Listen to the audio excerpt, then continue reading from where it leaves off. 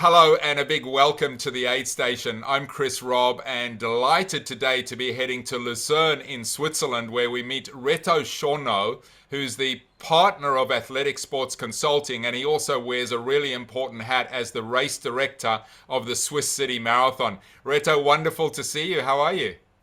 Hi, Chris. Thanks for having me in your show. It's fantastic here.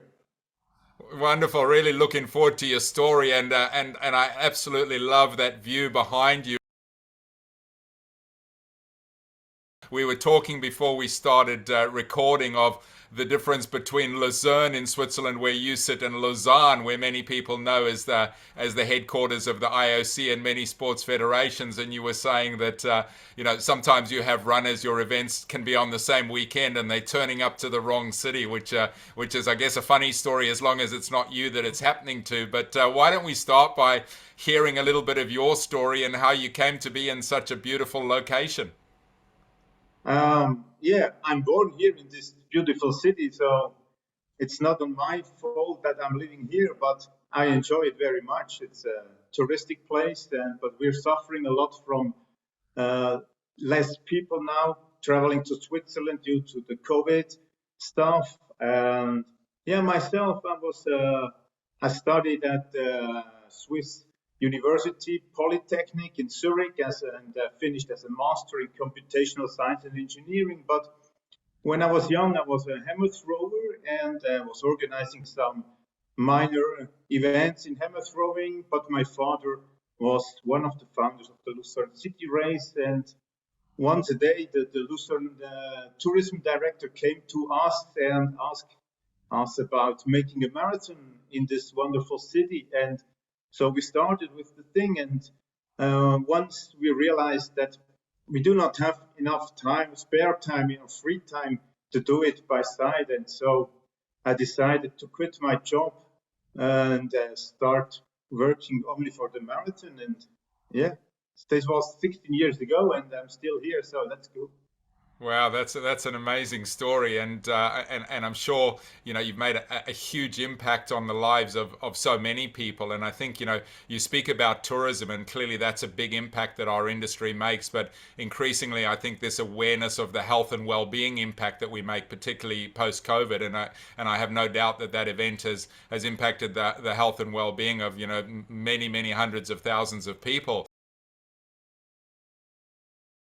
What's life like there at the moment? What's happening? What's keeping you busy?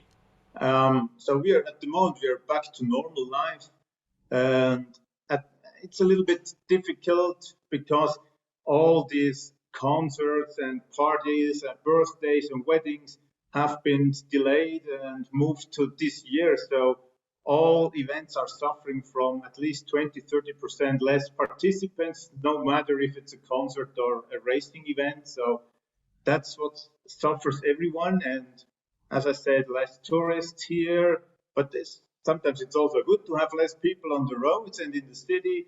But actually, we are missing them a lot. And yeah, but we do not know what's going on in autumn when our race is turning on, but we hope it will remain as it is. So we live like normal. It's really cool. Tell us a little bit about your race, like how many participants, the distances, and I guess you talk about numbers down, and that's certainly the case all over the world. But how many would you normally have, and what are you kind of expecting in the autumn at this stage that you might be able to look forward to in an optimistic state of mind? So normally we have about 1,500 marathon runners. Our course is at the moment we are working on some ideas, but at the moment it's a 2 laps race course for marathon. We have about 6,500 runners in the half marathon, which is the biggest half marathon in Switzerland, and then another 2,500 for a 10K race, and that's all on the same day. So in total we have 10,000 participants, and yeah, a very scenic race course, a lot through the town and all along the touristic sites, but also a lot along the lake and with the beautiful scenery you see behind me. Um, in 2020, we couldn't do our marathon. We already decided it in May that we do not do the marathon in October. There was too much uncertainty. But last year we decided also in May that we will go forward, and we developed a special concept with like single starts every 2 seconds, and we could handle 8,000 participants in half marathon and marathon together. And yeah, we were one of the only marathon races in Switzerland, and not a lot of also in German-speaking parts of Europe. And so we had quite more marathon runners than normal, which was cool. And yeah, it was very interesting to do this concept. We found new ideas.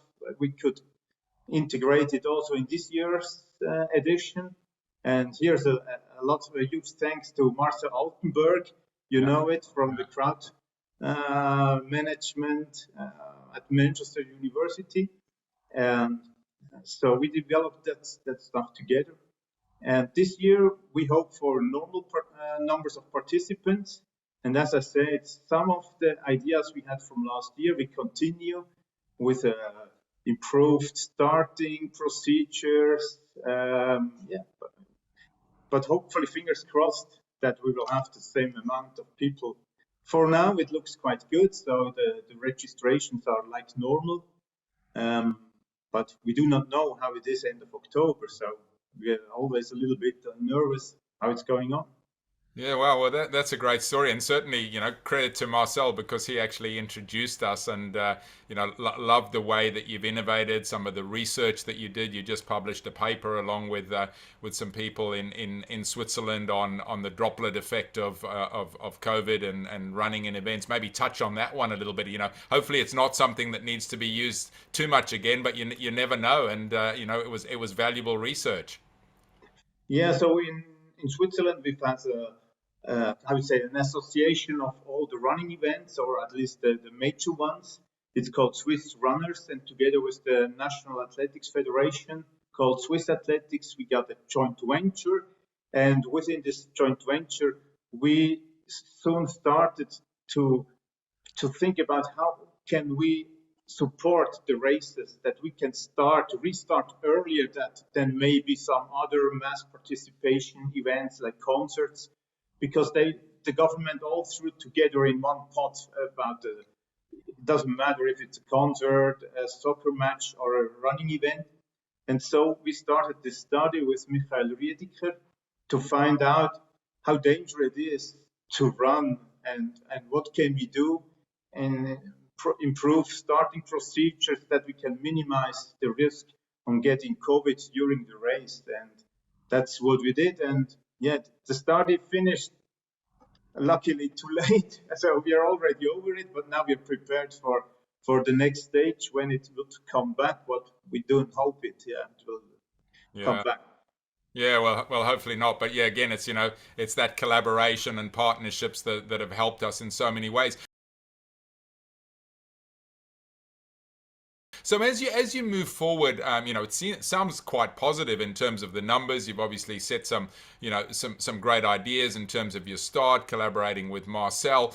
What are some of the challenges that you're facing and the challenges that you see yourself facing? Certainly across the world, numbers are down. I would imagine similar there. I'd be interested to hear. Input costs have gone up because of supply chain issues, staffing, the Great Resignation. Is that impacting the industry in Switzerland, and is that something that you're having to deal with? Yeah, it's the same like in the rest of the world, and we have four main sporting events here in the city. Besides the soccer, of course, Lucerne isn't that the best team in the world, not even in Switzerland, but never mind. So we have the rowing, the Lucerne rowing event, and the world famous Lake of Gods. Maybe some of you knows that. Then we have the athletics event called Spitzenleichtathletik Luzern, the Lucerne City Race, and the Swiss City Marathon. These four events, they all suffer from the main four topics. We need enough volunteers, we need enough fundings, the participants, and yeah, that's all comes together, and also the support from the government, either financial, um, mainly financial. We do have a lot of support from the city and the canton of Lucerne, but getting enough volunteers and the funding, that's really essential. And we see a lot of troubles coming up, or dark clouds regarding these issues. And in my opinion, if we see that FIFA and skiing events, they all going for having these huge events like world championships every year or every second year, and that binds a lot of international sponsors to their TV coverage events, and so they do not have enough capacity and resources to further support our local every year's coming events. Yeah, I hope that we will find for all of the events in the world enough local and national sponsors still supporting us. Yeah, certainly is seeming to be a big challenge with pretty much everyone that I'm speaking to, and I think there's essential evolution of the business model, which we could spend the whole podcast talking about, but certainly some need to evolve. I mean, just quickly, are there any kind of new innovations that you are doing or you've seen in terms of adjusting that business model, so to move away in any way from just that reliance on sponsors and entry fee, and anything that you've seen that's exciting and interesting?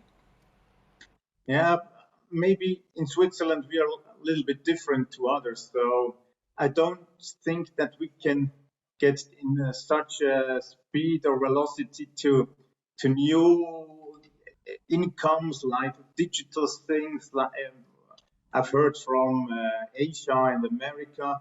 So we are always slower, much slower than the rest of the world. And so I guess it will remain for a few years with the entry fees and the sponsorings. But in Switzerland, everything is so expensive. So if uh, the hotel accommodation prices, the traveling, and even the entry fees and all the infrastructure we have to build, it costs a lot, and we all have to pay for signage, for police, and all that. Um, so the entry fees maybe have to rise, Yeah. but it's not that common at the moment with rising prices everywhere.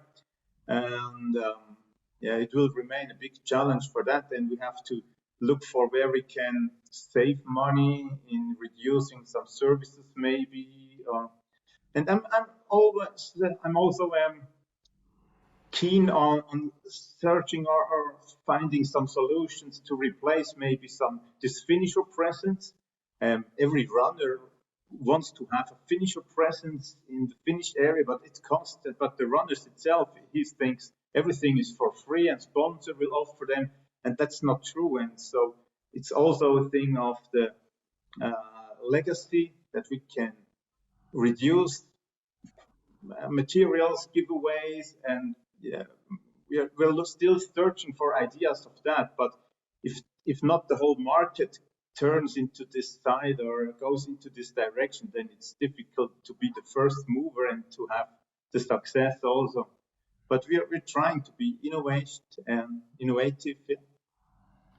Yeah, no, it's certainly that challenge, as you say. One person moves and the others don't, and yeah, the participants kind of vote with their feet, so to speak. Are you seeing events that haven't come back since the pandemic? Is there a sense that I'm hearing in some markets that part of the industry has gone for the time being, maybe forever? Is that happening in Switzerland?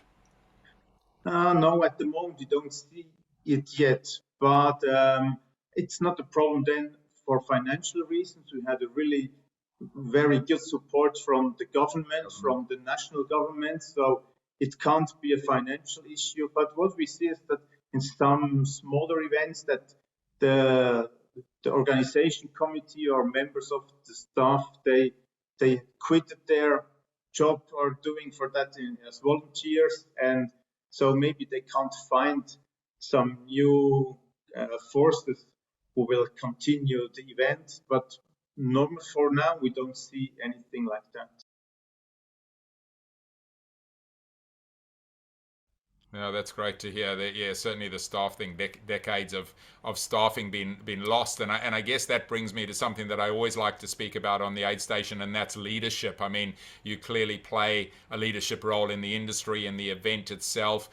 Just talk to us for a couple of minutes about your take on leadership, how you lead. Have you got any kind of mentors, any particular principles that you follow from a leadership perspective? You've clearly been doing a lot in that space with the research that you were helping champion and so on. But love to get a couple of takeaways from you on leadership, please. Oh, yeah, it's easy. I just do what I'm doing, and I don't think too much about how you should do it best. So I think we have some kind of collegiate leadership. So we try to respect everyone. It doesn't matter if it's the president of the organizing committee or it's just a volunteer standing the whole day on the race course. And they're all very important for us. And so we try to value the work they do. And what I try to involve is always younger people, that you don't have too much older one. I'm not yet 50 years old, but I think I'm since 16 years I'm doing that, and you get sometimes too comfortable, and if you got a new idea, then you think, oh no, I'm changing, and then you need to get the new people, and with much energy they can bring in new ideas and to evolve the event in a good direction. And so, yeah, I don't have any principles, just the respect of the people working with me. And for the nation in Switzerland, what we really did is the introduction of the so-called Swiss runners ticket. So that's maybe one leadership we took on, but as a group. So if you take part, if you register for a running event in Switzerland, it's also included in the ticket that you can travel for free with public transportation from one side of the country to the other side. Wow. And so you can help the environment getting clearer or better and do not use your car. So that was one improvement we could do when since I'm working here. That's a wonderful initiative. I wasn't aware of that. Thanks for sharing that.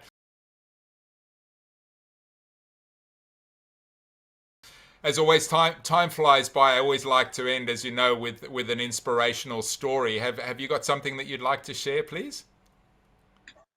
Oh, that's difficult. So one story is, I think that we could do the marathon the last year with this special concept.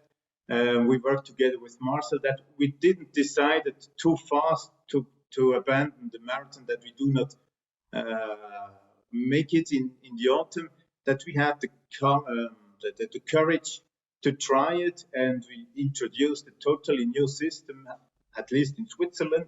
We've never seen that before, and the success were huge, that we were sold out. And that gives me power to try next things or new ideas, and still continue in working and not say, oh, it's not possible to do that. So yeah, we're here, we are sticking on the floor, and we're not rising up in the sky. We do what we do, and we are keen on working and not making just paperwork. It's a really great story to end with, that that courage to try something different, and I think it's so applicable across the industry. We need to have that courage to invent, to know that sometimes it's not going to go according to plan. In your case, with obviously lots of planning and working with someone like Marcel, it did, but sometimes you have to be prepared that it doesn't go, and you learn the lessons from failure as much as you do from success. But yeah, that's a great story to end on. Congratulations. Reto, wonderful to catch up with you. Thanks so much for the time and the insights, and obviously wish you all the best with your event. Hopefully lots of tourists and runners coming back into Lucerne in Switzerland, and you have a hugely successful event in the autumn. Thank you, Chris. Thanks for having me in your aid station. It's an honor to be here. Wonderful. Take care. Bye-bye. Bye.